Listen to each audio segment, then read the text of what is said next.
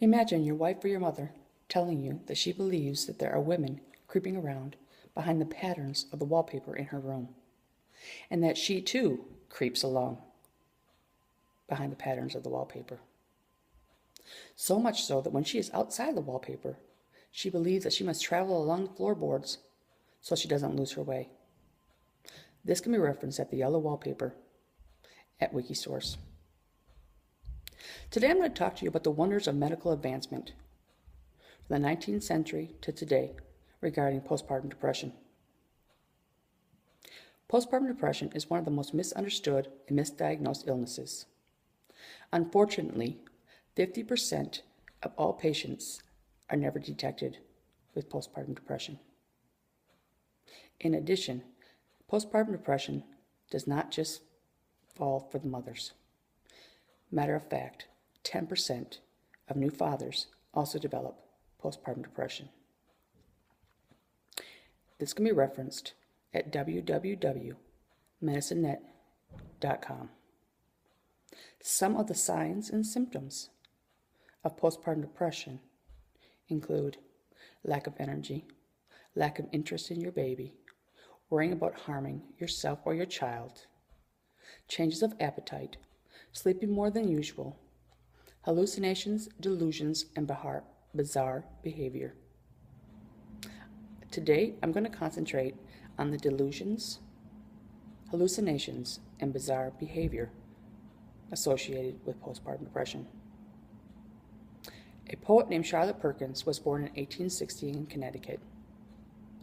She wrote a gothic fiction story called The Yellow Wallpaper. This can be referenced in the online literature Charlotte Perkins Gilman, also Charlotte Perkins Gilman biography. This story consists of a woman from the 19th century and the diagnosis of postpartum depression. Back in the 19th century, the known cure for postpartum depression was considered the resting cure. This entailed complete rest, lots of food, and no intellectual stimulation. It was believed that any sort of creative activity would be detrimental to the patient. Charlotte was confined to her room by her husband. He placed bars on the windows and a gate at the top of the steps to keep her in place. Charlotte craved stimulation. Charlotte believed that stimulation and outside would help her feel better, but was denied. So Charlotte instead decided to write a journal. She wrote of daily activities that she honestly believed were transpiring. The effects of confinement and mental health led her to complete psychosis. With nothing to stimulate her, she became obsessed by the pattern and the color of the wallpaper of her room. So much she believed the color yellow had developed its own smell. By the end, Charlotte was hopelessly insane. She convinced herself that there were many women creeping around inside the wallpaper, and she too had become trapped. Then one morning, John came to the room and knocked on the door. Charlotte refused to answer, telling her husband to go downstairs and get the key. He again asked her to open the door, and again she told him to go get the key. He eventually went and got the key and opened the door. When he opened the door, he was, to his amazement, the effect that this illness had taken on his wife.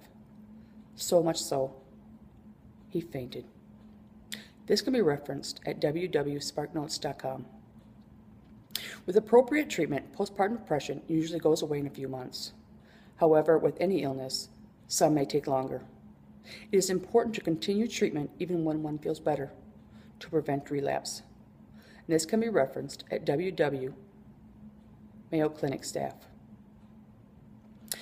Today is unlike the 19th century.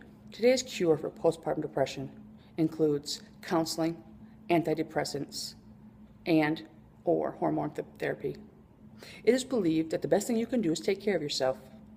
And one of these treatments is very similar to the resting cure with the first three components. Don't skip on sleep, set aside quality time for yourself, and make meals a priority. However, the last three contradict the resting cure.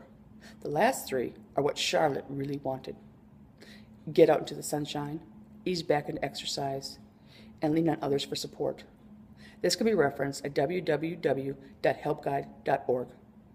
Postpartum depression and postpartum psychosis should be considered a medical emergency.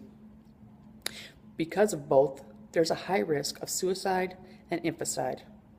I chose the story of Charlotte Perkins and the yellow wallpaper to show the difference of medical treatment from the 19th century till today, and how, if misdiagnosed and gone untreated, the severity of postpartum depression.